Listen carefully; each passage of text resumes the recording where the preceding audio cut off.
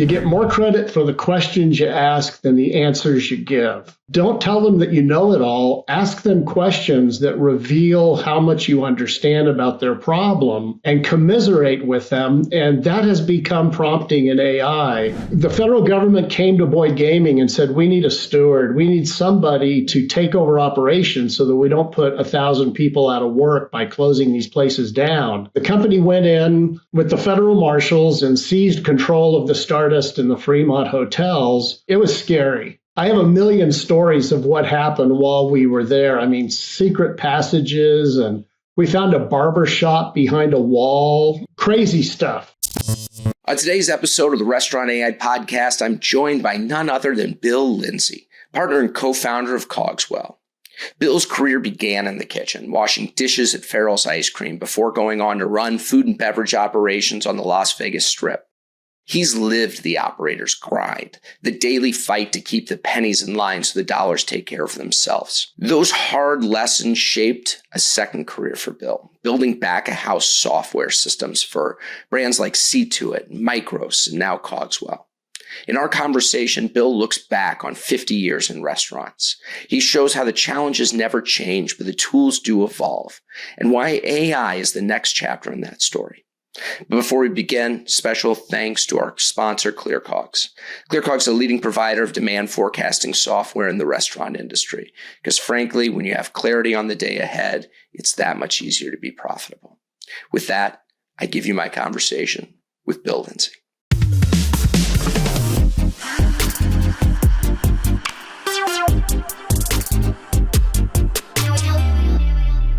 All right, Bill. I'm happy to have you here. Thank you. From the first time we met, I mean, we were bonded over similar company names. We were ClearCOGS. You guys are COGS-Well. It was like, this is a guy I'm going to like. He's got COGS on the brain. It's a good way to put it. I've had COGS on my brain for longer than you can count. Yeah. Well, every time I talk with you, I'm always somehow taken aback. Like I'll learn about a software that it came out, 15 years ago, and you'll be like, oh yeah, I knew, Sally who wrote the original code. The thing that is most interesting about you is you have literally been there at the origin of almost all of these softwares, in restaurants. And so as we sit here on the verge of AI and kind of a real fundamental change to the way things are done, I'm just to start things off, how do you even view that, as someone who's been around for so long? Yeah, it's a great question. And not to pat myself too hard on the back, but it used to be that I was the AI. And what I mean by that is if you had questions about your business and how to run it better and where maybe there were problems that could be solved, you'd bring somebody like me in, an old hand that had been doing this for a while to help guide you. You were the I in the AI. It was just the intelligence. It just wasn't artificial. Yeah, I trained a lot of salespeople over the years. And one of the things that I'm known for is saying, look, you get more credit for the questions you ask than the answers you give. So whenever you're talking with somebody, don't tell them that you know it all. Ask them questions that reveal how much you understand about their problem and commiserate with them. And that has become prompting in AI. And I just find that totally fascinating that it kind of worked out that way. Well, for the purposes of this, I'm here to ask the questions. You're here to answer. So don't get too questioning on me. Okay, good enough. No, but I mean, I really, when you go look at this, do you see AI and say, okay, hey, this is going to change everything? Do you look at it and say, hey, these are the same problems that we've dealt with forever. It's just a new tool in the arsenal. Does it rhyme with the past? Yeah, I'd love to talk about that subject at length because some things I think we can all agree on. Same problems. That part hasn't changed, but AI will in fact change it because the answers are going to be so easy to come by. Here's my fear. Right now, I have a product that we sell to restaurants where we manage the receiving function and automate it. We audit the numbers. The only thing they have to do in the restaurants is periodically count what's left, and companies won't do it. It's like I believe there are some people out there that just don't want to know where they stand, and so they resist the obvious controls. The analogy I use is how often do you count the cash? I mean, you got to know where you stand, and there's little things that you can do. So the part that I don't think will change is there will always be those seat of the pants operators that kind of know everything that's happening in their restaurants, but I think we all understand they kind of don't. And even though it's so easy to learn what you need to do, people are just naturally resistant to change and control. Okay, well, so that's interesting, right? Because what you're saying is there's a human problem in the system, or there's human action that needs to be taken. I can look at what was loaded in the cash register and look at every transaction and what the change should have been, and I should theoretically know what's in the cash register. That can be solved with software today. But what can't be solved right now is how much money is actually in the cash register. So they got to go count it again. If it's a human problem, does AI even play a part? Yeah, I think it does, because I think it can automate some of the things that have been difficult to automate and serve up some answers that maybe people aren't asking the right questions to learn. I think there's a lot of that. I mean, there's products out there like Nomad Go where you can just wave a camera and it'll tell you how much is on the shelf. And, there's pluses and minuses to all of these things, but I think that we're on the cusp of being able to deliver more valid information with less friction, less requirement of the user to do things. But the interesting part about it is, will people react to the information? So there's a lot of, here's a great example for you. I've always said there's no coincidence to the fact that there are more great cooks than great restaurants. You get people, I make the best this and that, and I'm really good at it, and people love it. I'm going to open a restaurant, and they promptly go out of business. It's like everybody that I have over for dinner, they're like, Matt, you're an incredible cook. You should open a restaurant. It's like, no, I enjoy cooking. That's why I'm not opening a restaurant. I'd rather have you guys over and make you what I want to make you, because running a restaurant's a very different proposition. Very different. And everybody eats in restaurants, and they get a little money in their pocket, and they think, I could open a restaurant. Well, I think most of the people listening to this podcast are enjoying that, because running restaurants is one of the hardest things you'll ever do. People ask me all the time, why have you stayed in restaurants? There's so many other places to go to make money. And I always answer, I stayed in restaurants because I found technology. Technology keeps me in the restaurant industry, which is something that I love and I've been doing all of my life. I mean, my grandfather owned a restaurant. My mom was raised upstairs. So this is in my blood, so to speak.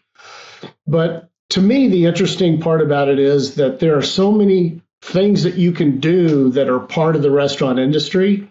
And where I get excited about AI is it kind of puts its arms around all of those things that people want to do and maybe helps them find a way to target a business and be profitable and be successful, not just for great food, but for a great bottom line. Well, let's go back to the counting of the registers. So, I remember getting a warning when I first got into Jimmy John's, back before they had the POSs. And it was that you needed to go review the Z tape. So every time you print off a ticket, a duplicate copy was printed. So you'd have these giant receipt papers of just all of the transactions. And buried in there, you could do the 20-cent discount times, 100 and pull out $20.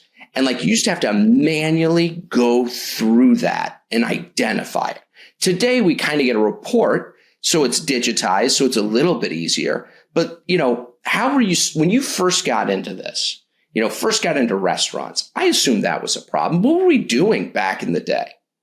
Yeah, it's a great question. So I started my career in restaurants in 1974. And the cash registers were cash registers. And when you talk about a Z tape, for the people who are listening and have no idea what that is, there were keys. There was an X key, there was a Y key, and there was a Z key. And when you put that key in and turned it, it would print out a report. So an X report was like a subtotal. A Z report basically zeroed everything out for the next day, and the Y report was the year to date. And these are a manual key. You're literally putting a key in the cash register. And turning it, and the thing would print out stuff. Analog access to a digital report. Exactly. And, they were reams of paper, and you got to where you could read this stuff and scroll through it. So one of my first jobs was training the bookkeepers and the business managers to count the inventory and the cash and to reconcile at the end of the shift. And one of the things that you would do is you would compare these numbers to other numbers and look for trends. And it was a really busy night. It was busier than last Saturday. How much did we do last Saturday? And that's basically how you would begin to look at things and look for anything that would make you interested to look more deeply. But if you wanted to know every transaction, you're literally piling through this tape. I worked for a guy who was so cheap. Whenever the tape came out, it would run into a roll, and they would basically flip it around and run it through the backside. Hey, by the way, that's how the restaurant industry forever has made money. If you took care of the pennies, like the dollars would take care of themselves. Like it was a mentality. Absolutely true. And that became even more prevalent when we got into inventory costing and recipe costing, and realizing that, there's companies out there that have no idea that they spend more in prep labor than they do in food cost for certain items that they sell. And they price them on their menu in such a way where they hit their food cost goal, but drive the labor beyond the budget that they have because they just don't do the homework.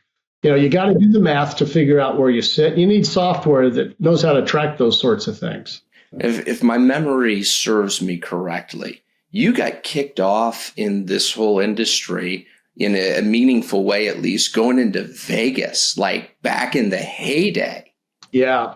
What was that like? So I started my career with Farrell's ice cream parlors. And for anybody that was around to remember Farrell's, it was a very unique place, and I'll just leave it there. And I worked my way into a job where I would go into an almost finished restaurant and set up the relationship with the bank and the dairy and the suppliers and the produce and the bread delivery, run the ad in the paper, hire the employees, and it trained me for the career that I would eventually find. When I had enough of that, I went to visit my parents on vacation. They had retired in Las Vegas. And I'm looking up and down the Las Vegas Strip saying, I'm in the ice cream business. Am I out of my mind? What am I doing? I would think ice cream in Vegas would do pretty well. Yeah. Well, I opened an ice cream parlor at Sam's Town in Las Vegas called Calamity Jane's. And that's a whole nother story. But it ended up being a calamity? No, it was actually a big win. It was a Coca-Cola museum. We were on the cover of the Coca-Cola collectibles book the year that we opened the place. But anyway, I moved out to Las Vegas, and I was 22 years old. And I'm here. I've got all this wealth of experience. I've been opening restaurants, and I understand, the latest technology. And what year is this? It was 1978. Who's president in 1978? Let's see. Reagan? We were in the Carter years. Carter years. All right, we're back in the Carter years. We're going from Carter to Reagan, yeah, right around that time.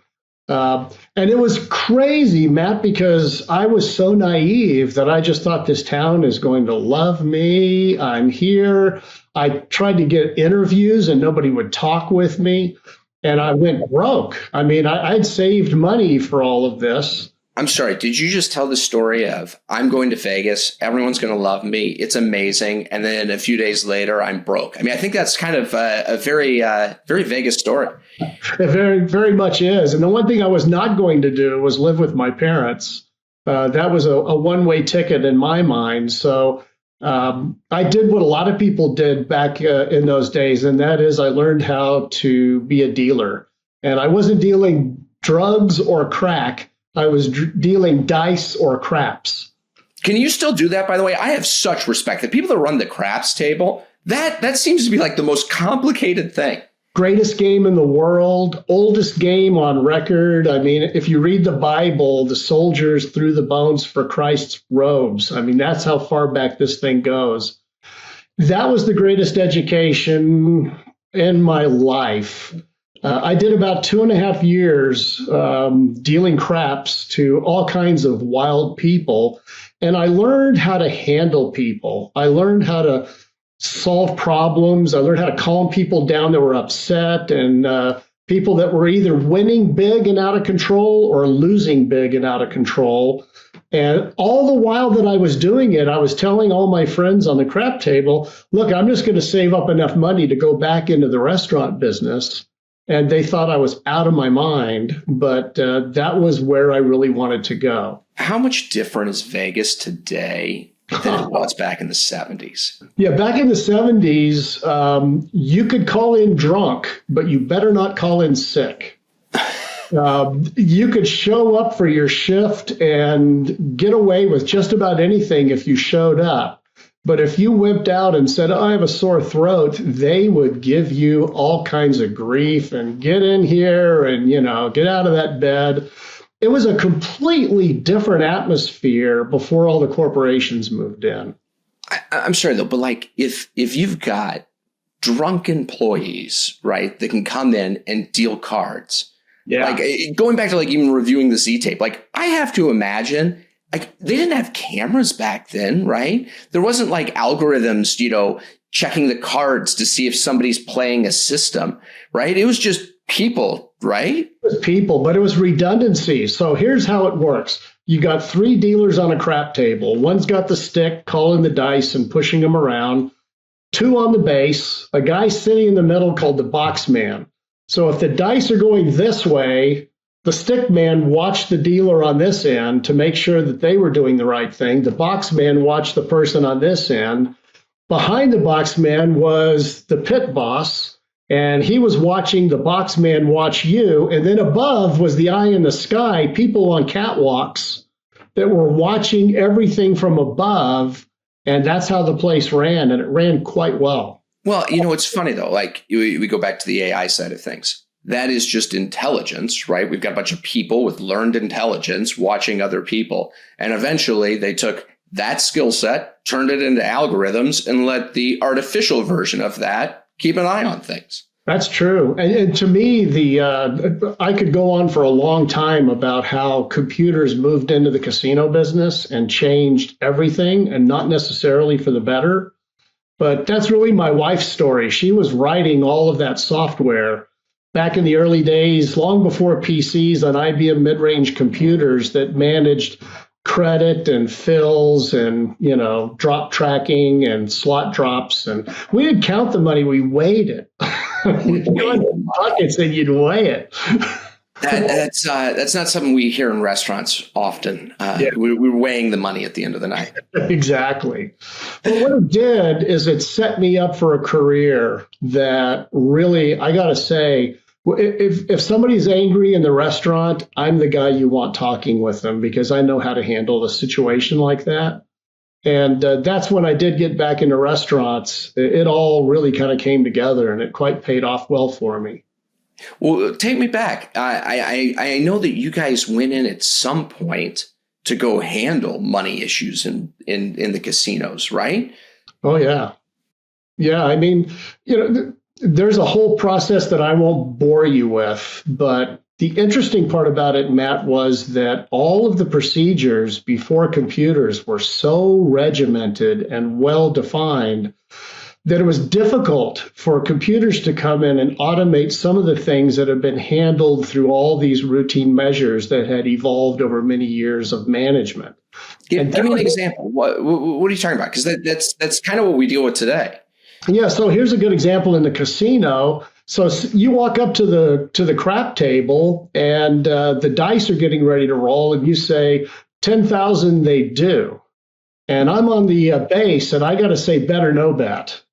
And if I say bet, then a lammer goes down, a little plastic chip that's 10,000, and it's pointed at you. Now, I damn well better know who you are because I just approved or basically called for a $10,000 loan or marker. goes to you. Now, meanwhile, in the back, somebody is writing up the chit, and they're going to come around after the dice hit, win or lose, and they're going to have you sign the chit for that money. Well, then computers came along, and it's like,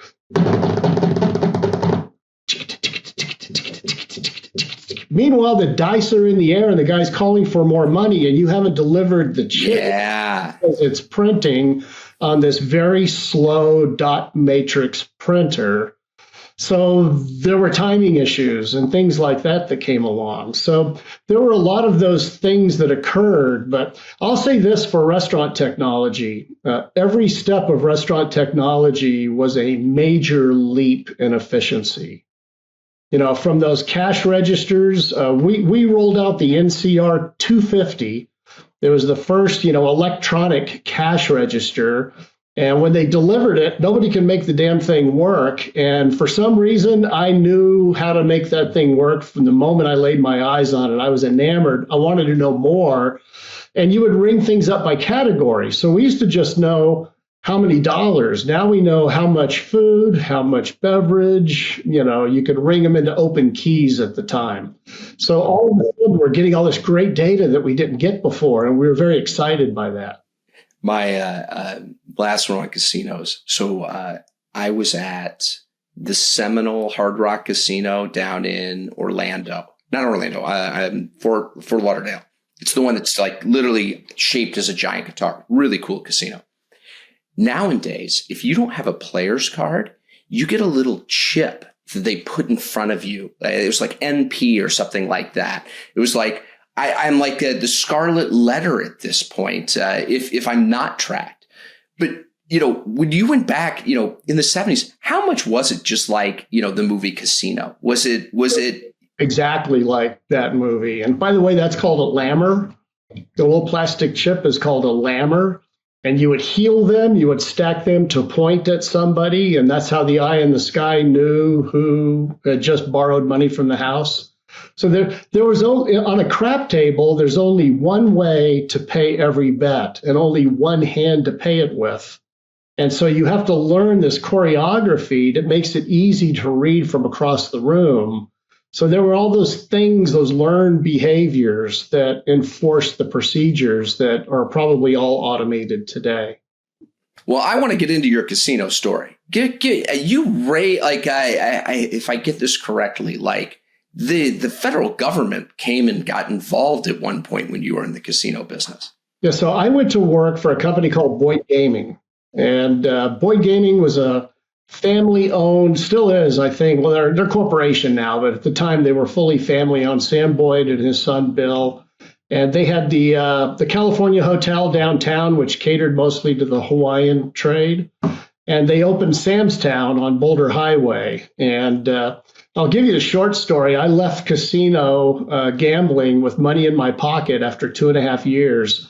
And took a job selling dish soap and fixing dish machines to get in and out of every kitchen in Las Vegas and figure out where I was going to go to work. And I met a fella named Bob Bogner. I told Xavier this story recently. He worked for Bob at the Borgata.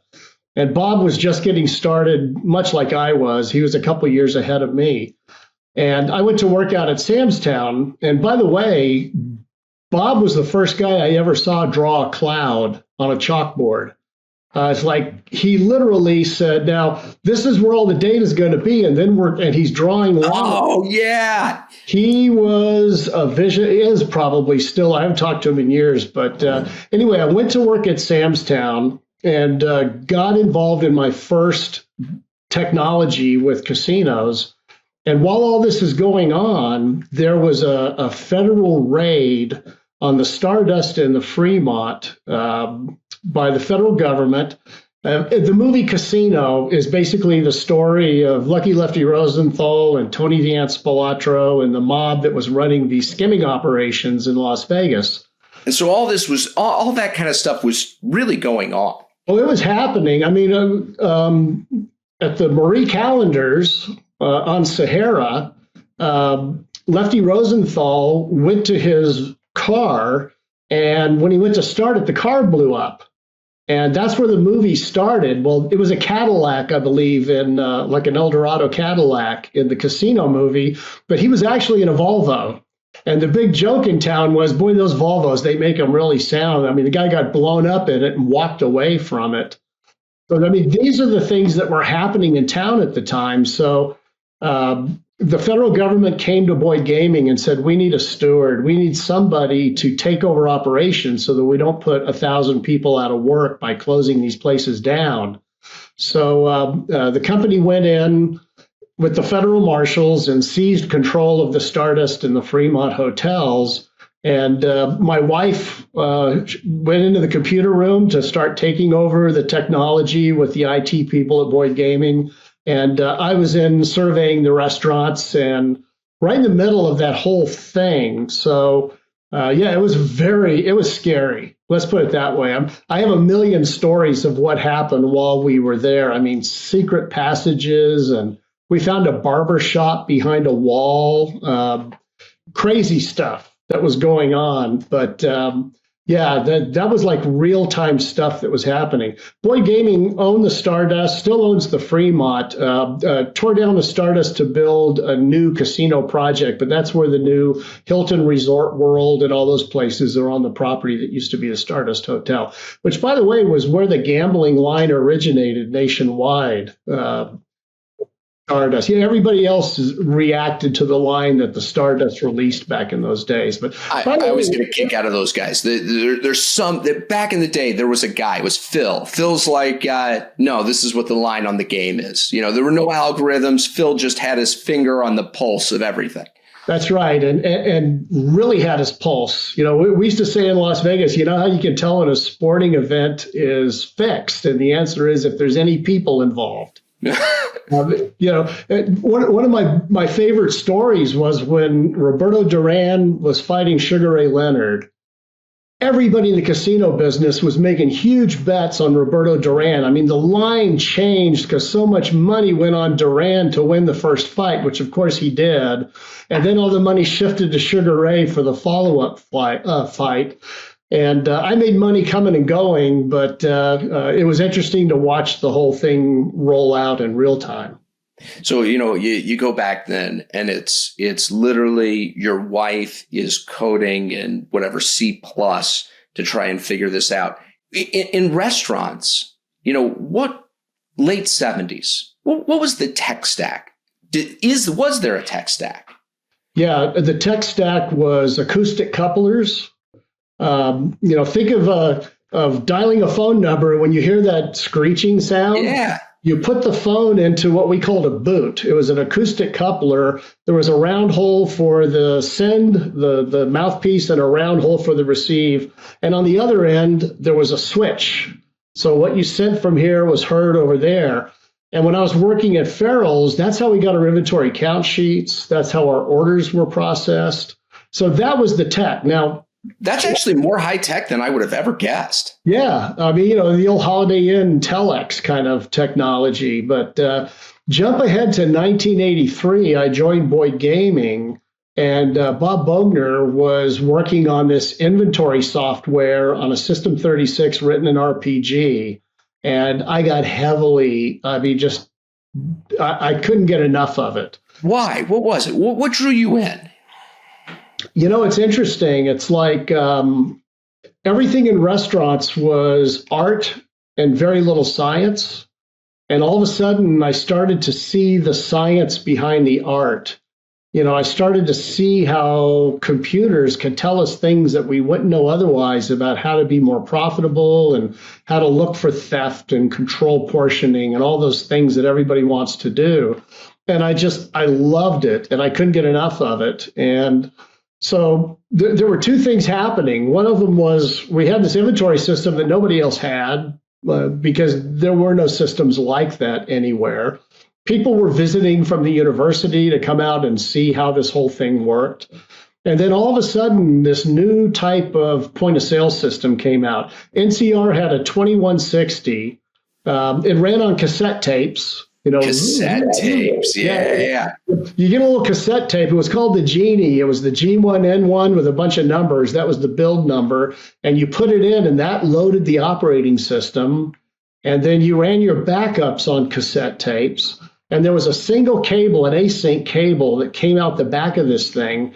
And we were able to use that cable to interface with the front desk so that if you had a room charge, I didn't have to run across the casino and have them key that into your room folio. We could do it right there from the POS terminal. So now we're starting to get exciting with the communications between systems and these 2160s. Now, here's a good one for you. One of the problems that we had is if you're a food server, you've got stuff on the bar and you've got stuff in the kitchen. And back then, there were no kitchen printers. You had to hang the hard check. So there was what was called AFNR technology. AFNR was like automatic form number reader, I think is what it was. It was like a little barcode. So the little barcode, you put it in and you hit the button and the POS would, and it would read it and say, oh, that's check number, whatever, that's Bill's table. And then you would enter the order. Well, if you got to hang that check in the kitchen, but you also need to order a drink and the check's in the kitchen. So we came up with a solution that I was one of the people that basically made this work. There were a lot of people involved in the project at NCR, so I don't want to steal anybody's thunder.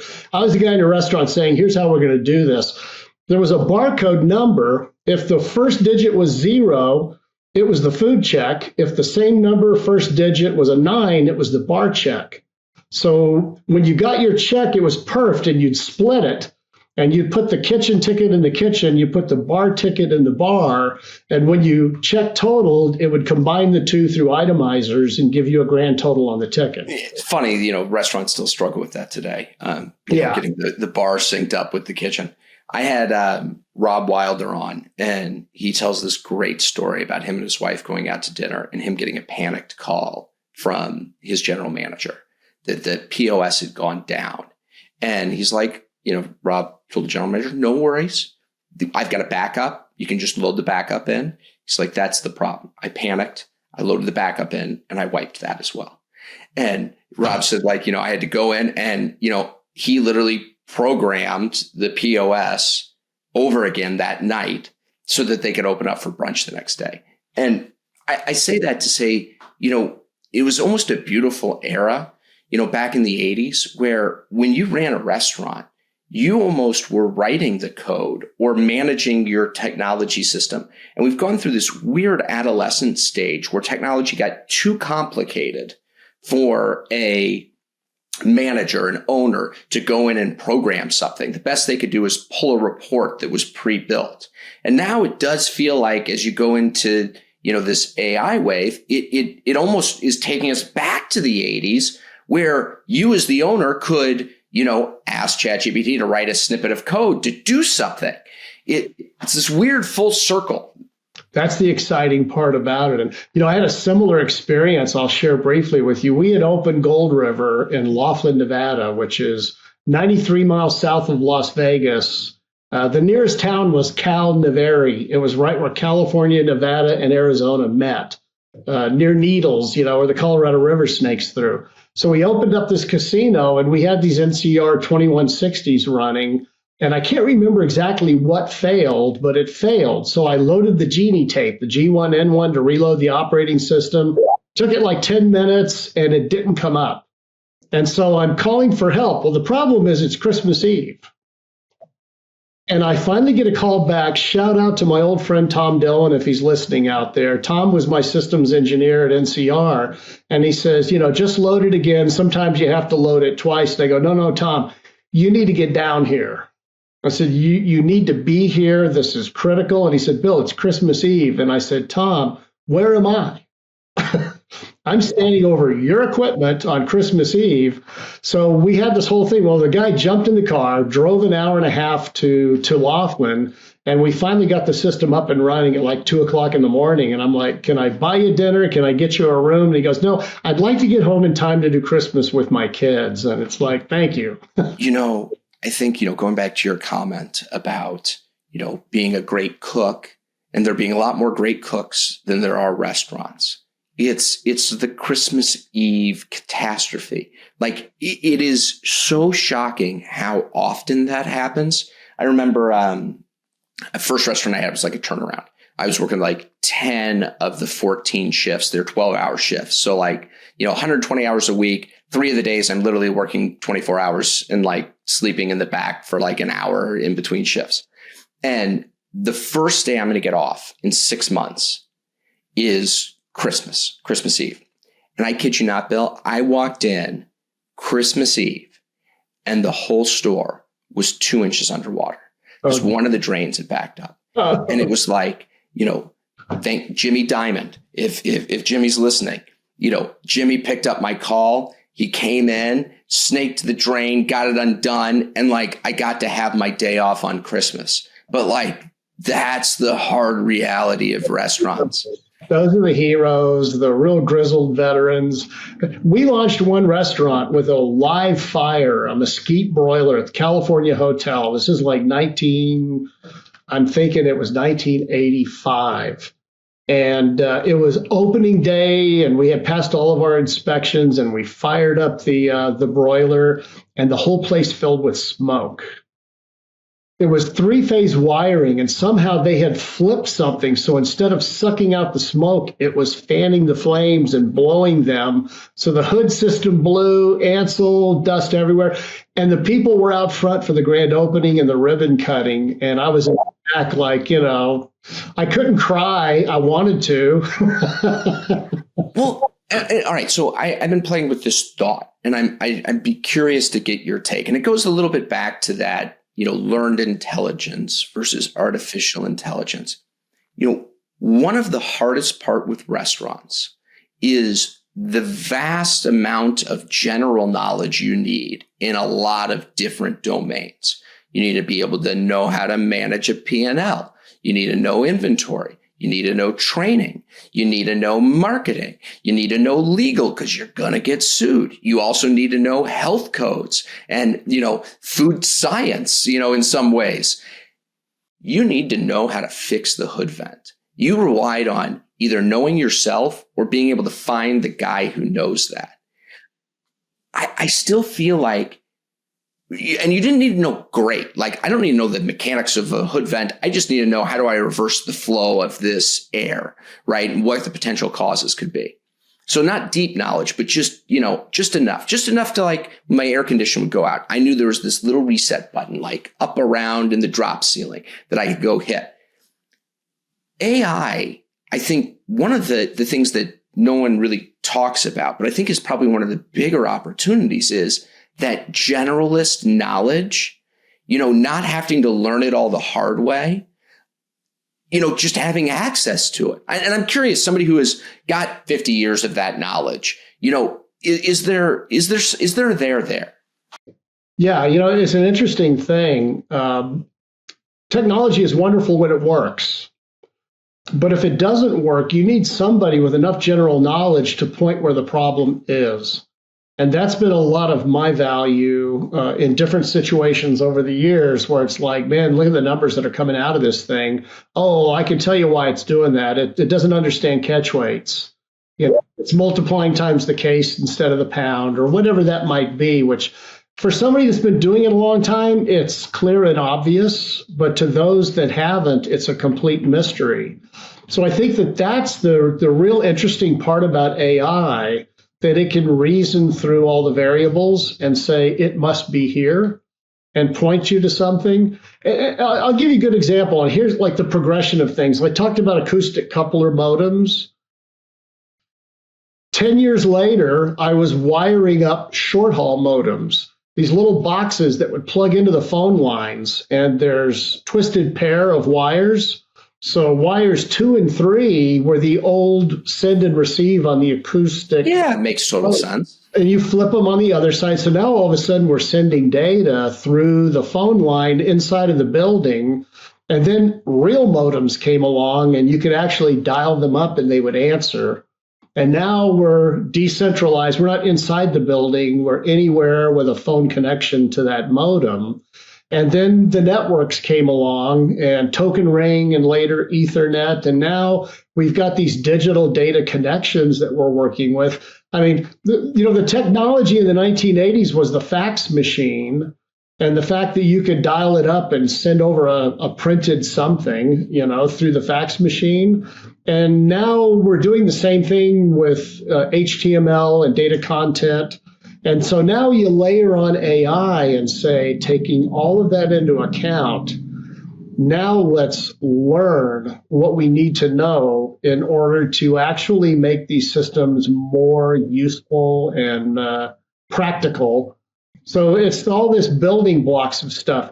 When Windows came out, I used to laugh at the kids because it would take them forever to do something with a mouse that I could type into the command line and have like that. Well, that's where I was actually going to go. So has it made us less capable as individuals?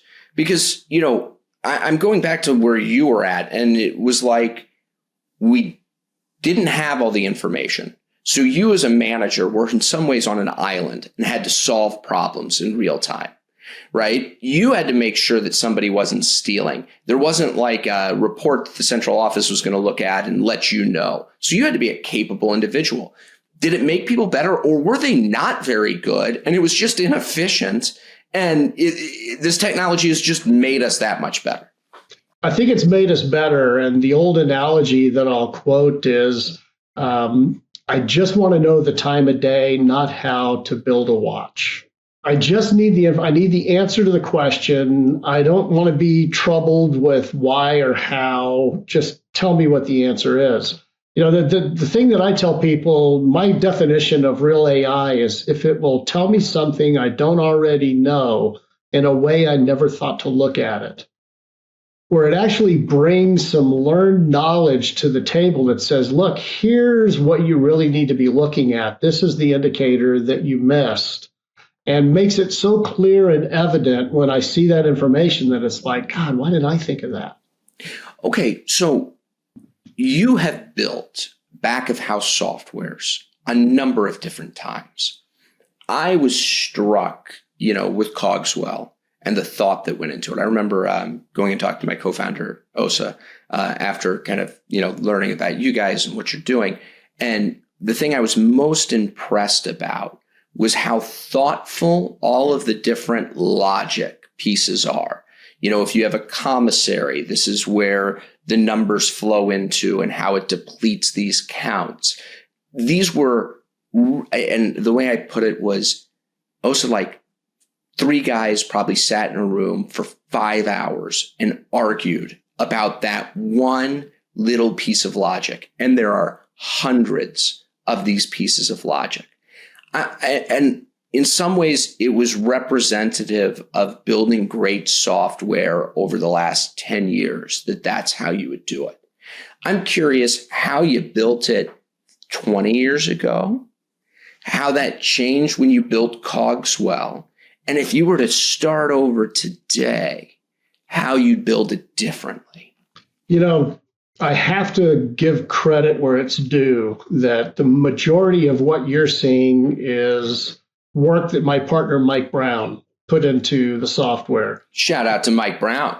Shout out to Mike Brown. If anybody has any problems with the logic in COGS-Well, it's not Bill. It's this Brown character. You go.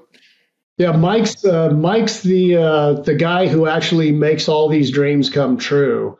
My other partner, Glenn Nelson, is the person that has to train people on it and support them. And I'm the one that has to explain it to people and give it to them in the context where they say, I've got to have that, whatever it is. So we each have a different role to play. But here's the truth of it. The things that we did in my first system on the System 36 back at Boyd Gaming before there were PCs are a lot of the same things that we're doing today, but we did them differently. And I'll give you some good examples. There's a complex problem with restaurant recipes, and that is I don't just buy lettuce from one vendor. I buy it from several vendors, but I need one ingredient in my recipe. So the This seems very standard, by the way. I've got lettuce, right? It's lettuce in my machine. It's lettuce when I use it in inventory. This does not seem like a complicated problem. So everybody solves it a little bit differently, but the irony being that here we are in 2025, and all of our competitors are still doing what we did back in the 1980s, and that is to create a list of every item in the building, including lettuce, and how you buy it and how you count it and how you use it in a recipe, and then attempt to map all the vendor items into that one item, and they're all packed differently, they're priced differently, they come in at different times. Okay, but that seems pretty straightforward and logical, right? I have lettuce. How do I map lettuce to this one thing? So in COGS-Well, we skipped all that. And what we do is every lettuce that you buy is a different item in the database. And if you need to combine them, then you grab two items and say, I need this to be a common combined ingredient. And it automatically creates the mapped item that goes into all the recipes. So that if I ever buy any other lettuce, I just say, add it to the combined item, and it's automatically in all of my recipes. Now, let me regress that back to the 1980s. The first system that I did, we had logic that I called the zero record. And the way it worked is everything was item numbers. So item number 1, 2, 3, 4, 5, 0 was the recipe ingredient. 1, 2, 3, 4, 5, 1 was the lettuce I bought from ABC Produce. 1, 2, 3, 4, 5, 2 was the lettuce I bought from DEF Produce. So and you will not have more than 9 different lettuces. Exactly. There's the learned experience that we actually ran out of. We had to reuse some of those numbers because we got more than 9 variations of lettuce. But the beauty of it was that when we wrote a recipe and we put 1, 2, 3, 4, 5, 0, it automatically did a weighted average. And every night a job would run that would, we call it roll costs. It would take the current period costs and weighted average those and post them to that 0 record and update all of our recipes. So there's a progression from this numeric digitized solution, which to us was magic at the time, that we outgrew and learned, wait a minute, you got to have unlimited because there's more vendors coming in. That turned into mapping all these vendor items into a single ingredient that everybody else is still doing, that culminated in COGS-Well saying, wait a minute, we don't need all that. We can just basically track the lettuce as it comes in. And if you need to combine it, you just say these two are the same, and it updates all the recipes. All right. I did not follow all of that. So I got the first part, and that is that, hey, look, I will add this to my system that I get lettuce from this place and it's in these quantities, and then I manually map it to whatever lettuce count or inventory that I do. When you guys came with COGS-Well, you said, all right, there's a better way to do this. We're going to add a layer in between. Yeah, we reversed it and said when the item comes in, it's an item. And we can track history on that item. We can count that item. We can purchase that item. But if you're going to do recipes and you want to combine multiple lettuces into a single ingredient, then you just go in and click on them and say, these are all the same. And it automatically maps them. It does the math and it places them into all of the recipes that already have lettuce in them.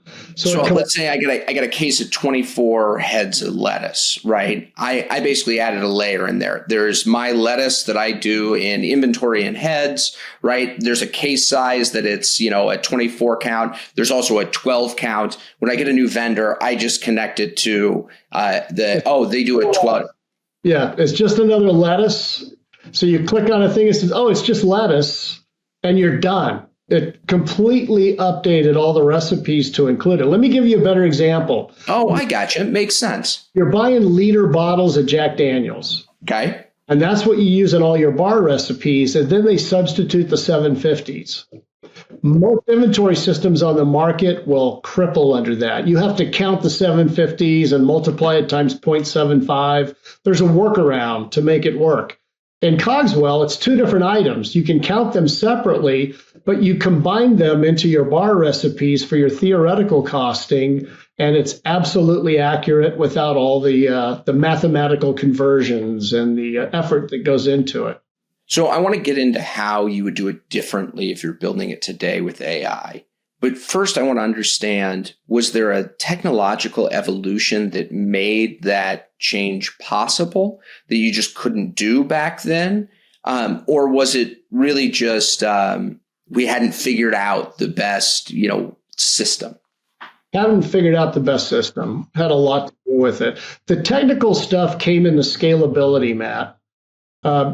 Here's a good example. The early software that we had on PCs was running on DOS, and it was written in BASIC, and it didn't scale well, was very slow, and it worked in restaurants, but it wouldn't work in a casino environment. So when I was hired by this company, Remax, which are the same three guys I just described as my partners in this company, had a different company back then, and they were chasing restaurants. I was the new guy on the casino side of business, and we had a separate product that was written in C-Tree with Faircom utilities on much bigger servers that was much more scalable. It was fragile as hell. I mean, the indexes would corrupt constantly. You're rebuilding an index to fix something. But what it did is it gave us a scalability where all of a sudden we could handle larger loads of data. And then Windows came along. Right after we solved the problem, it was all text-based, and all of a sudden Windows comes along and it's GUI, the graphical user interface. And I love telling this story. For about a month, I was saying to people, well, nobody wants a mouse in their kitchen. And when they stopped laughing, I knew I was done. There was not enough money to rebuild both products, the chain restaurant product and the casino large enterprise product, for the new, 16-bit GUI interface. I was out. That was it. I actually took a job in Reno, and is how I moved to Reno, to build a new system from the ground up that would run on multiple platforms, which is a whole nother technological story in itself. I'll tell you this one briefly, because this is fun. There's a product called Sign-On, S-Y-N-O-N, and it was like a case tool that was being used on System 36, 38, and now AS400s. And my wife became a guru of this sign-on tool and was writing all kinds of clever code on it. And they came out with another product called Obsidian, not the one that you know of today. It's Obsidian with a Y. So, we're back to like this. Yeah, we're talking about 1996. So we move up to Reno, and I spent months writing a full product spec. I still have a copy of it.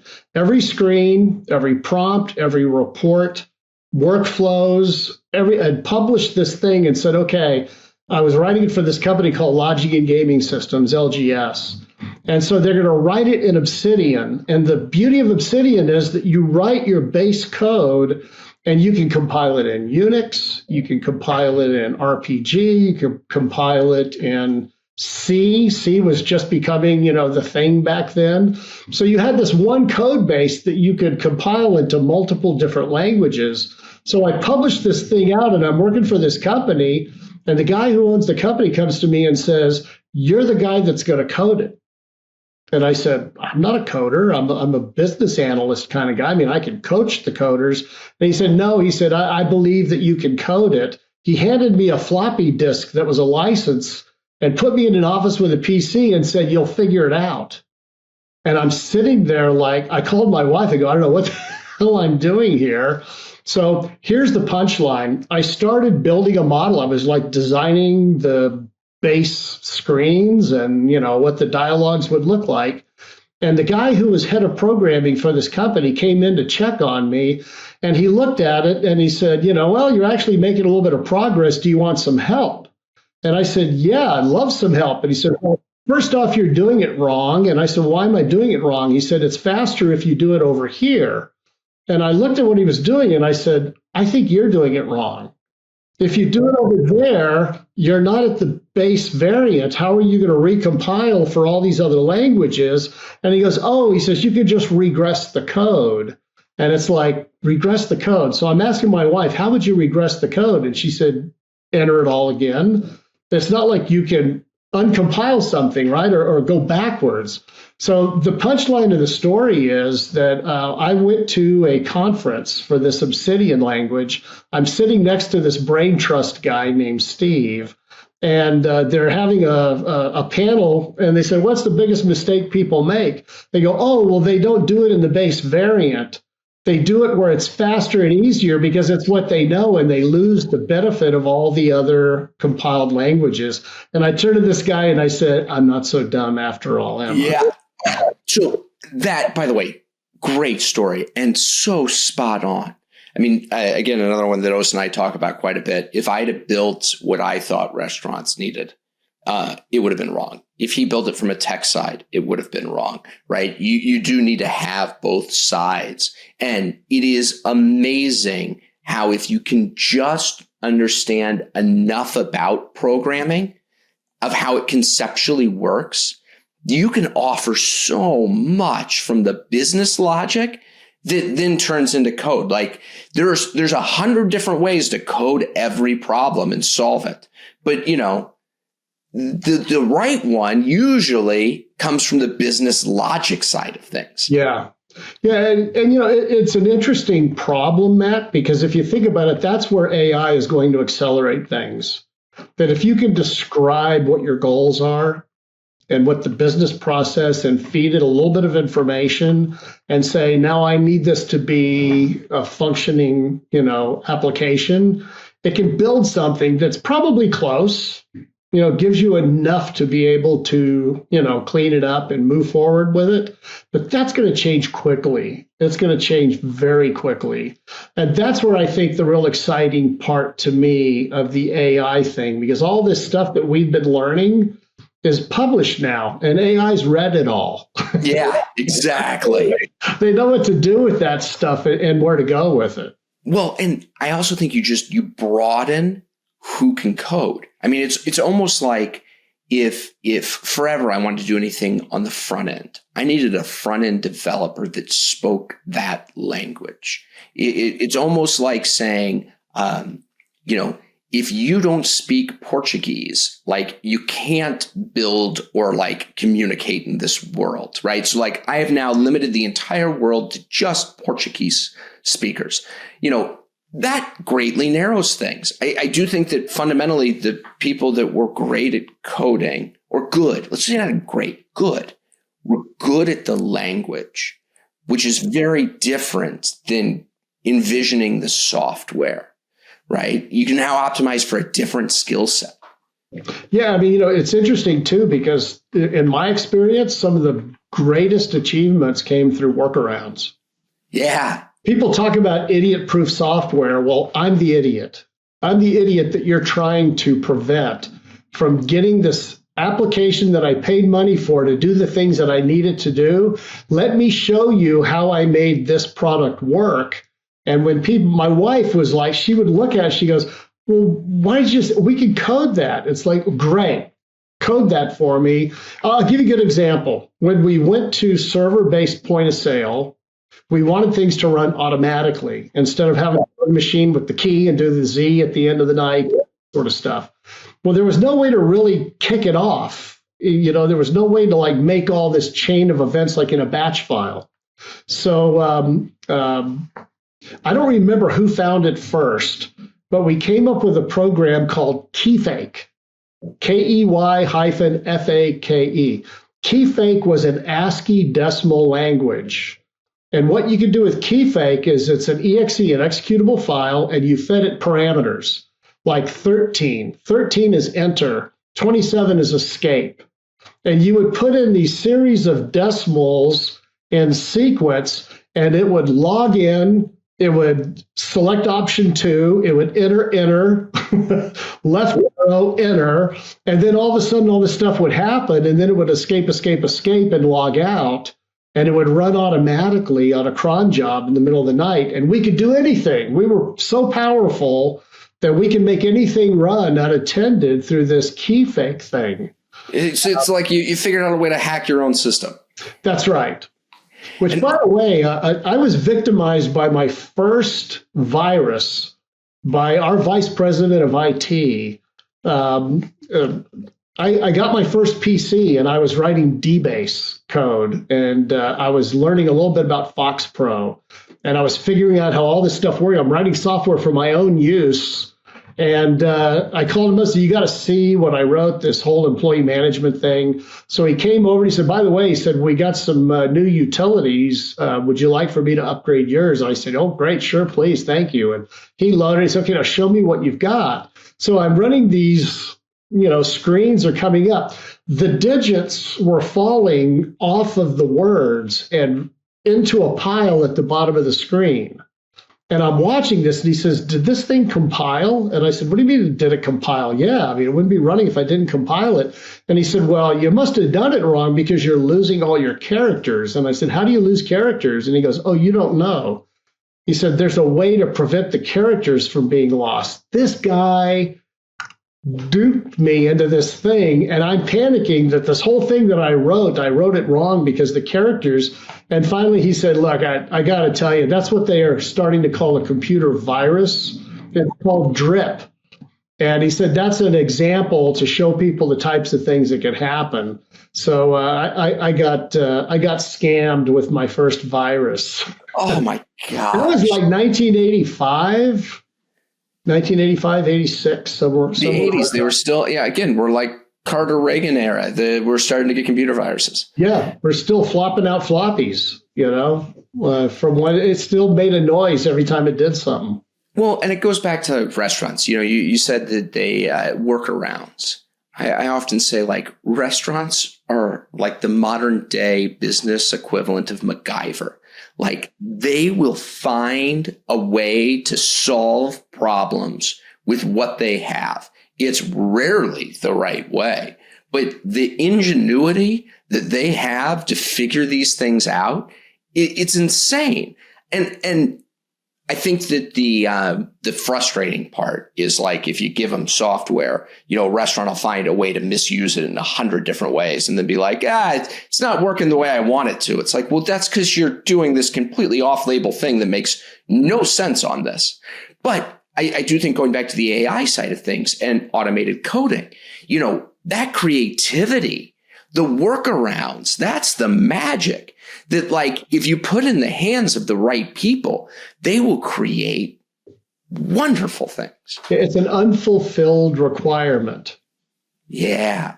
That's what it really comes down to. And I'll give you a good example. I always tell people that, I'm the last guy you want running your restaurant, because I will make your software give me exactly the numbers I want to see every time. I know a lot of ways to play with them. And I got challenged one time, and I said, okay, so I ran a scam, and I basically decreased food cost by 2 points.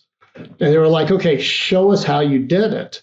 So I went in and I showed them just a few receiving records where you're supposed to be receiving 10 cases, $10 each for $100. Well, it's still $100 and it matches the invoice, but I only have one case. And now when I go out to count all those $100 cases, I get 10 times the value. Little things like that. Now in COGS-Well, we actually have our own audit team. And if the price or cost of an item peaks or craters, it basically hits an alert screen in our software, and we don't wait for the customer. Our auditors go in and they investigate and they see what happened and they fix the pack size if it needs to be fixed. They change the data to be as accurate as it can possibly be. So even just mistakes, when you're scanning invoices through OCR, 8s and 0s, kind of 6s, they get a little muddy. Yellow paper doesn't seem to read as well as white paper. So even with today's technology, there's a lot of anomalous data that makes it into the chain. So what we did basically is built the tools to expose the errors so that our audit team can go in and very quickly fix that for our customers, rather than telling them you're not doing it right. Bill, when you look at back-of-house software, a system of record, one of the problems that people run into is that everyone's business is different, especially in restaurants. Every pizza place isn't run the same, right? And there's so many different types of cuisines, types of restaurants that, a one-size-fits-all software is not going to be everything to everyone. That's right. When you sit there and look at AI, we talk about, restaurants being, so ingenuitive. That's the wrong word. What's the way? They have ingenuity. Yeah, there we go. Ingenuity, right? Like that. And they know what they want from their business. Like at some point, AI is just going to build my back of house software, right? You said it before. It's read all of the different back of house softwares and knows how they work. Restaurants take forever to change.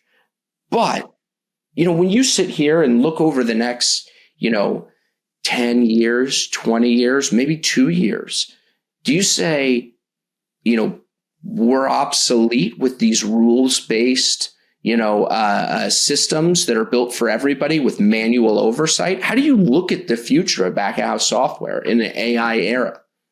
Yeah, I gave you a good example about just creating a combined item, that all the systems that are out there that we compete with do it the opposite way that we do it now.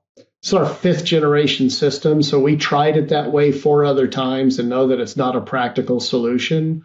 So if you're AI and you're looking at all the systems out there, you're going to go with the other solution because that's how virtually everybody does it, except for these one odd company called COGS-Well that approaches it differently.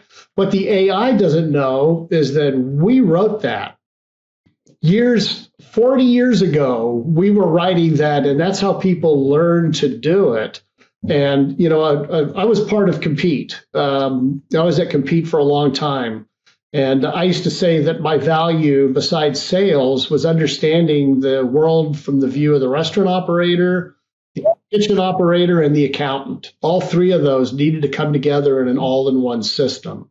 So I used to say I'm kind of like the Rosetta Stone. I understand the business process, and I can tell the accountant, this is the debit, this is the credit. I can tell the chef, this is how you measure it. And I can tell the restaurant operator, here's how you report it. So when you take AI and you apply AI to the processes that are out there, it's going to make the same mistakes that we made because that's how the majority of people are doing it. And I call them mistakes because just because most people do it that way doesn't mean that it's the best way to do it, but it appears to be consensus. And that's where I think AI gets confused. Same with you and I talked about this on another occasion. AI is so pandering. Oh, what a great question you've asked. And gives you all of this superfluous information. I think it will mature quickly, but right now it's very adolescent in my experience. Well, and yeah, the thing we were talking about off camera before this was my daughter is in speech classes. She struggles with her R's.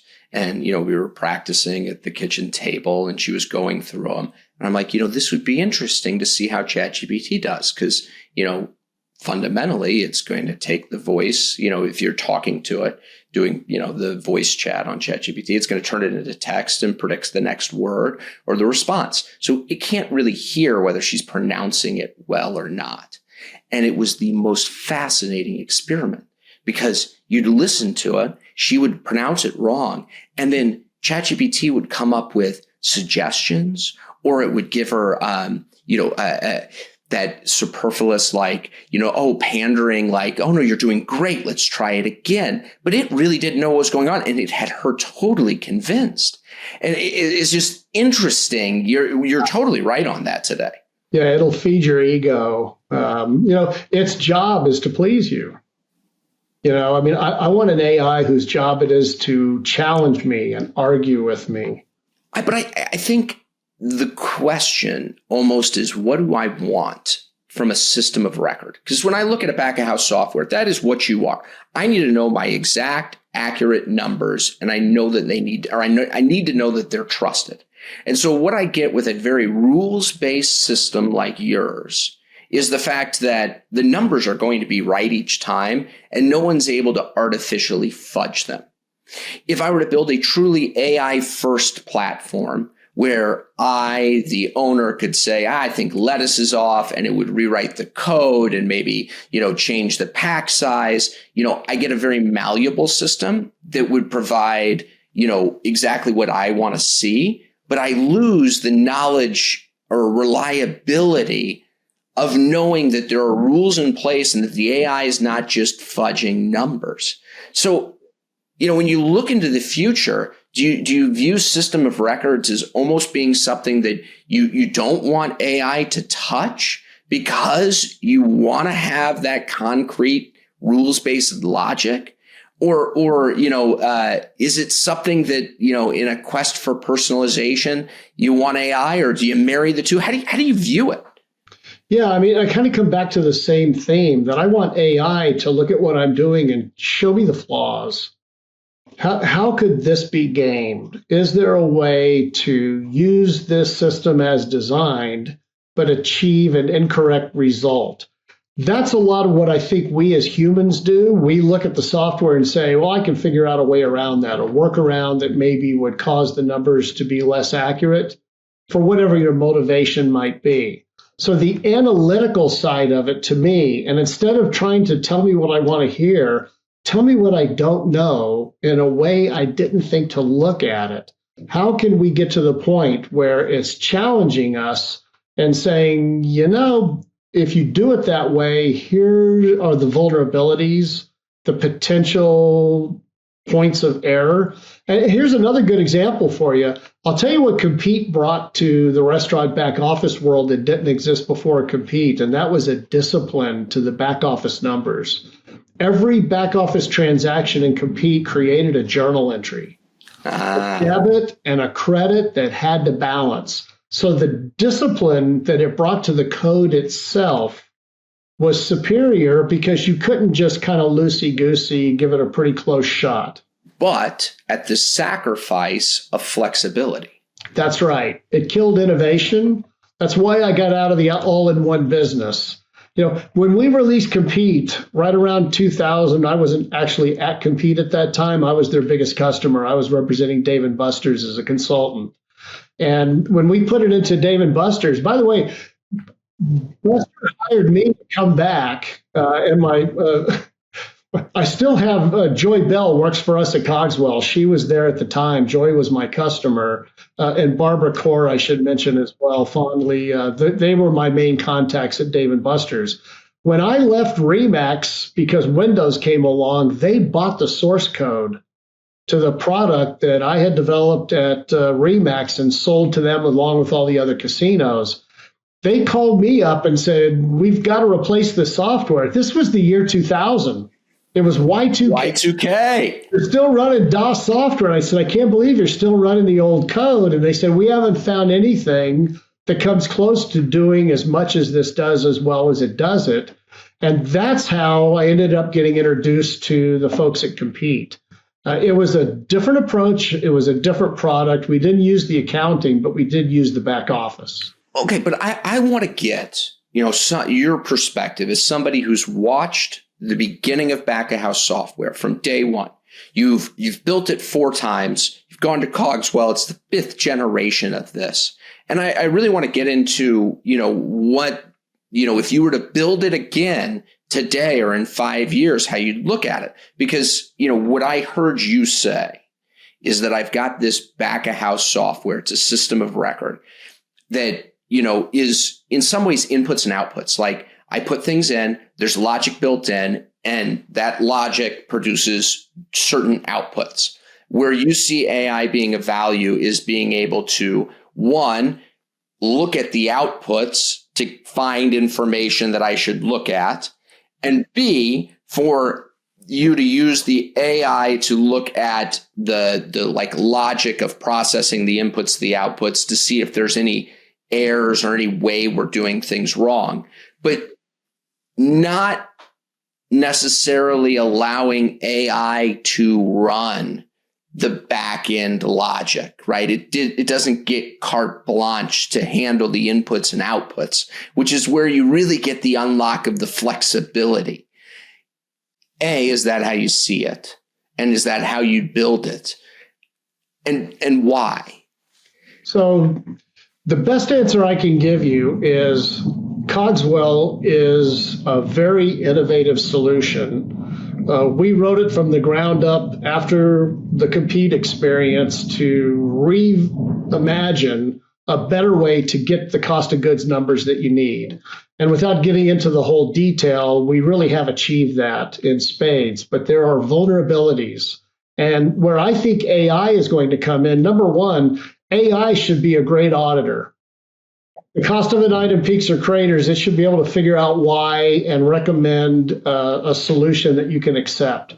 An easy way to say that the people you have manually looking over reports when something goes out of whack, like that's a great use case today for AI. Absolutely. The other is the combined item.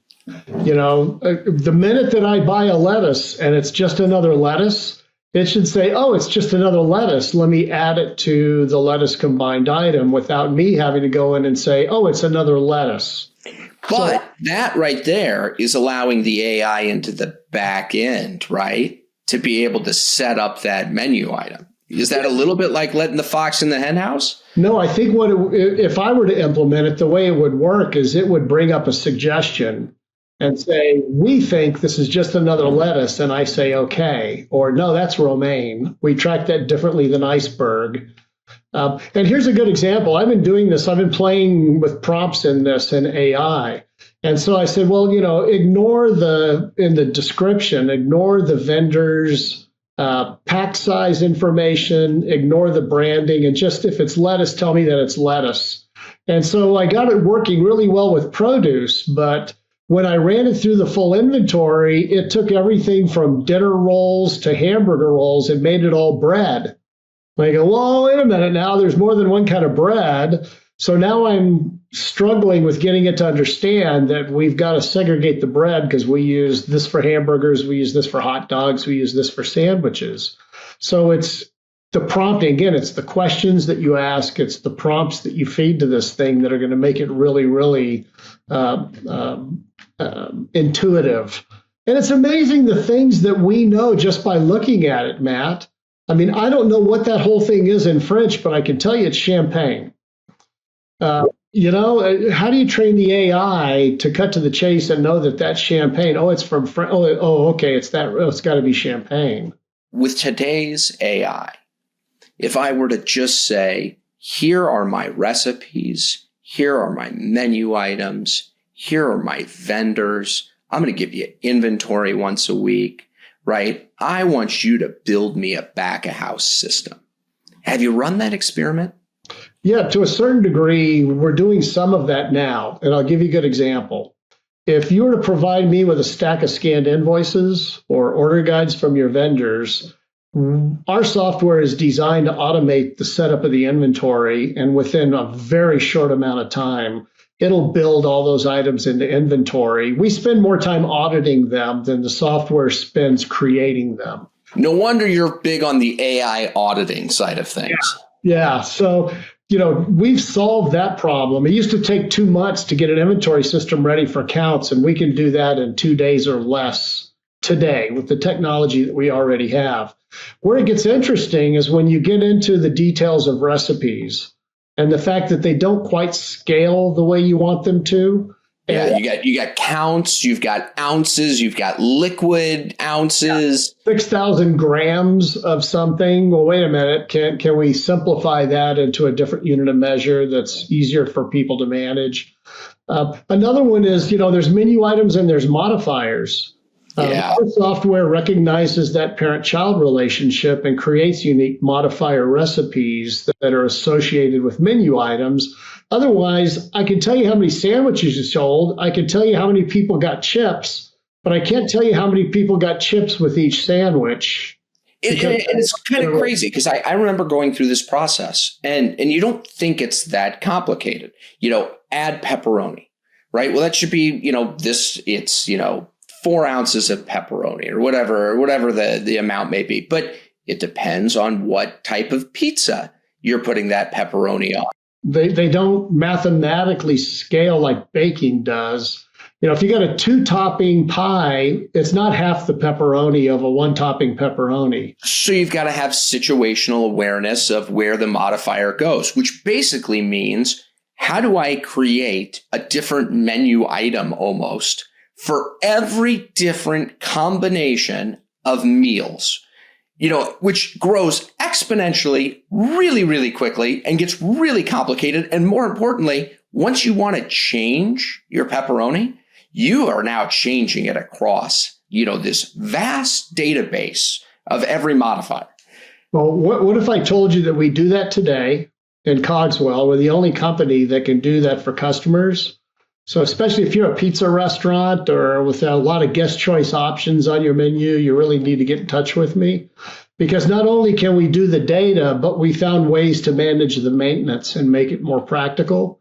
For example, if you've got a sandwich and it comes with chips, potato salad, coleslaw, and you add a new sandwich to that category, our software will automatically create those modifiers for chips, coleslaw, potato salad, associate them with the item, and fill in the ingredients as soon as it sees that there's a new item with a modifier in the database. Nobody else out there is doing that kind of stuff. Yeah, and not to harp on this point, but this is kind of my pet thought project at the moment. I've been playing around with these AI coding platforms, right? Where I'm, like you could build a software program. And the beautiful thing about it is how quickly it'll change everything. So, you built your system around pepperoni and, it's getting mapped to every different menu item. And you say, oh, I need to change pepperoni. It'll say, this system doesn't work anymore. Given the new information, I'm going to rewrite your entire database to handle it better in this scenario, right? And it literally rewrites the entire back-end code of how you're doing it. Not the most efficient process, but you very quickly end up with this ideally built software for your individual needs. And I say all that to say, I sit here and think it's easier for me in a lot of ways to build my own personal CRM than to try and figure out how to use HubSpot, right? I could learn it locally on my, desktop, and I can hook up APIs and have it call in the data that I need. And I can't help but think, we're not far off of, a restaurant being able to do that. And what I don't know is whether that having that AI be able to go in and change all of your back end code, like the cost of losing the certainty of the information and the logic versus the benefits of having such a malleable system, where it shakes out in the end. Well, I'll give you the punchline to that. That's why we got out of the business of compete. There was no way to innovate this little pocket of functionality without affecting all of the other data and systems. So what ended up happening is you found yourself trying to optimize for what you have instead of reimagining how it all works. Well, and is that why we've seen such slow progression in the restaurant industry when it comes to software? I think of the all-in-one. People are buying up different companies, trying to piecemeal them together. You would think this would be really easy to add on, but they never seem to work the way they're supposed to. No, they don't. They do up to a point, and then the bell curve starts to turn. That's my opinion. There are other people out there that have different opinions, but I spent almost 20 years in that world. I like to say I'm the guy who came around in the early 2000s telling you that this is the way forward. And now I'm coming around saying it was the way forward, but not anymore. We have APIs, we have the cloud. Every single integrated accounting entry that Compete made through back of the house integration to accounting, we make in QuickBooks, NetSuite, Intact, Xero, whatever you have. We've kind of broken that barrier down. Restaurant 365, we make the same entries in the Restaurant 365 platform that we would have made in Compete. So we've solved that piece of it. So I think that part of the way forward is it's back to best in class. It's compartmentalizing the functionality. People come to me all the time and say, well, we just want one system for accounting and labor and back of the house. I go, 3 sets of users that never see the other software. You need to optimize the UI for the accounting team differently than you optimize it for the restaurant team. And once you understand that it's three different customers with three different approaches, needs, limitations, but you can still band them all together in the background through APIs and knowing how to integrate systems together, you get the best in both. And now you can recompile or readdress this one business function without affecting all the other ones. So, and hats off to you guys. You guys have some of the best back of house software. We see your data all the time. We love clean data. Thank you. It's amazing. But that's to Mike Brown. Credit where it's due. And Mike Brown. Now, on the flip side, I can imagine Bill 25 years ago shows up today. Mm-hmm. He'd show up and say, well, Bill, today, your stuff's fine. It's great today, but that's not the future, right? I'm going to go build generation 6 and I'm going to build it in a better way. What would that Bill be saying? How would he be designing the software for 5 years from now? Yeah, it's interesting because we used to write these requirements documents. I say I mapped out this whole system that never got coded. By the way, the system that I designed for this company here in Reno, right after they bounced our paychecks, that system never was written.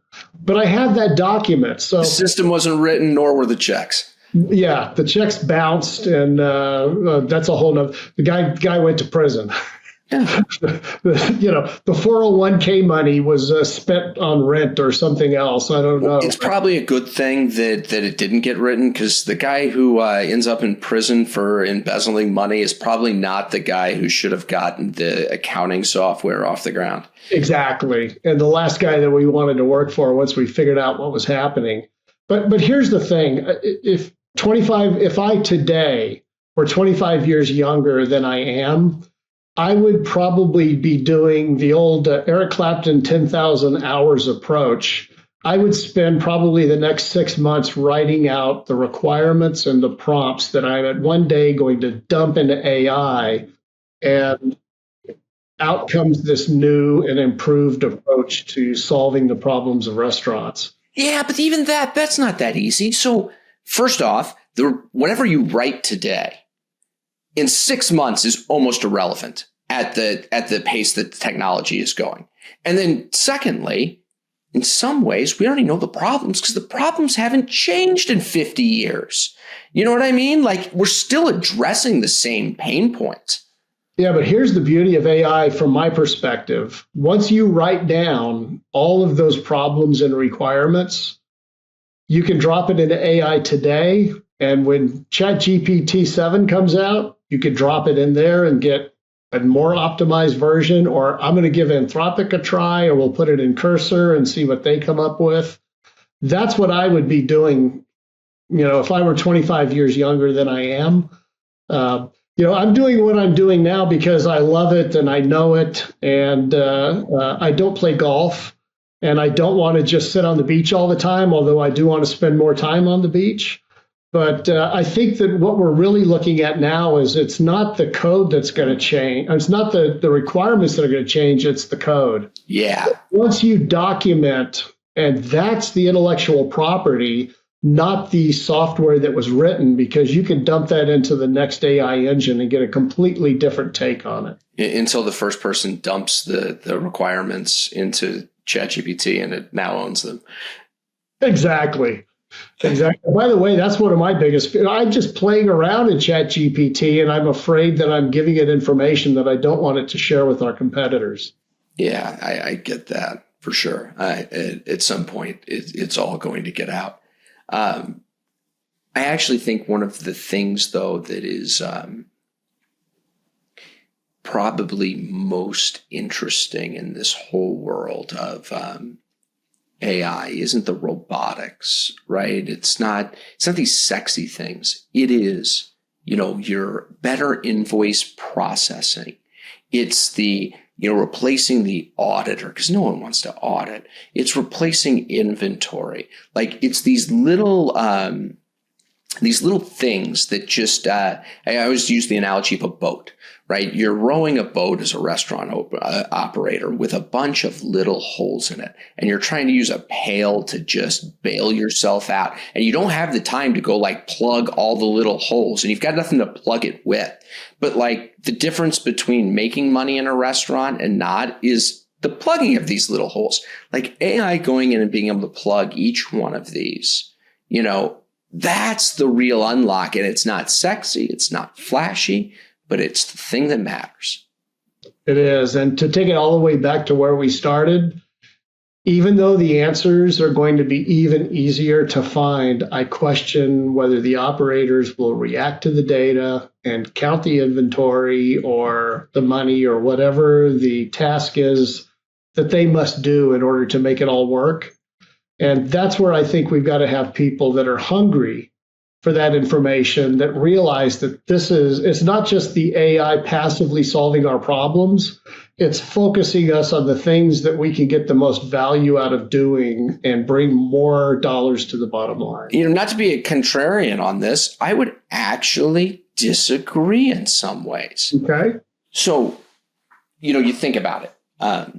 Prior to the internet, we didn't do anything web-based. There was no internet. And then a generation, my generation, I remember the internet coming out, we did everything on the internet. If there wasn't an online login or I couldn't send an email to it, it would, that's part of my life. It would make no sense. I wouldn't even know how you'd operate.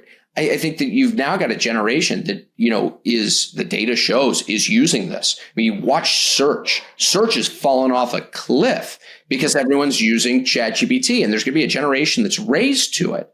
And so, the problem has always been collecting the inputs in a easy manner, right? Getting the people to do those tasks. If you got a generation raised on smartphones talking to their AI assistants and it makes it that much easier, maybe that all goes away. It very well might. It very well might. And we can get back to worrying about whether the food tastes good or not. Amen to that. and no AI is going to be able to solve that one because we are all different. That's right. That's exactly right. I still don't people put broccoli in their mouth, much less chew and swallow it. It's like, I can't imagine. Now we have AG1. You just take one of those green shakes and drink it, and you got the nutritional. Well, look, I am, kind of wrap things up. I always like to get a general sense of what you see changing in this industry we love so much. Does the heart and soul of restaurants stay the same? We're still here to, revive people's souls and, share our food. And that's going to be resilient to change and AI. Or do you see a world where, look, we're going to end up with Michelin quality robotic kitchens pumping out, your lunch for $10 because it's more efficient, accurate, and does it right every time? A soulless food, I think, is a scary possibility. I've always said that McDonald's got to the size they are because they're absolutely disciplined and consistent in what they deliver, not because it's the best burger you've ever eaten in your life. So there's different business cases for these sorts of things. But here's what I'm encouraged to believe, and this goes back to when I started my career. People will always want to have a good experience in a restaurant, eat good food, and have atmosphere that makes them happy to be there and want to repeat that experience again and again and again. That's something that AI can't touch. That is the human experience, and that's the part of this that I really, really love. Everything else is how you can do it sustainably and profitably and be able to scale if that's what your goal is, or just be able to remain in business and make a comfortable bottom line and have a lifestyle type business that you can mature in. But I think that's the beauty of restaurants. I always said I'm always going to work in restaurants because I'm always going to need to eat. Always going to be food. I'm going to get a meal at the end of the shift. Do you think that, being able to plug those holes will fundamentally, I don't view our industry as being overly sustainable. Turnover is 70% plus with employees. It's an incredibly stressful job. You're always reacting. Customers are always upset. Like, there are a lot of downsides to this industry. And probably the biggest one is margins, because for all the work that restaurants have to do, they don't get a huge return on it, which means they can't share that with their employees. I mean, I always do. One of the things that I always struggled with was, I'd have general managers that are making $50,000, $60,000 a year and just barely getting by. And like, it always felt wrong, but there wasn't enough money to go around. So it's like, what do you do? Do you see this as an opportunity to finally, address those issues and be a more sustainable industry? I think it'll help. I don't know that it'll ever completely solve it. But, if you're in it to make money, you're in the wrong business. There are easier ways to make great money. I can remain dealing craps, and I was making six figures in cash every year, but I couldn't wait to get out of there and go back into the restaurant business. I just needed to save up enough money to be able to get over that initial hump, because it doesn't pay well. Eventually it does, and you can do quite well with it. But like you say, it's a penny business. And if you don't manage the pennies, you'll never see the dollars.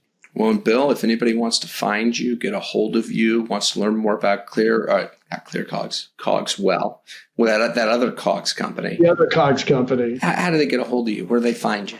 They can find me, Bill, at COGSWell.com. There's a little hyphen in there, so don't forget the little hyphen. But COGSWell.com or Bill at COGSWell.com, and be anxious to speak with anybody who loves to talk restaurants. You're a brave man giving out your email address.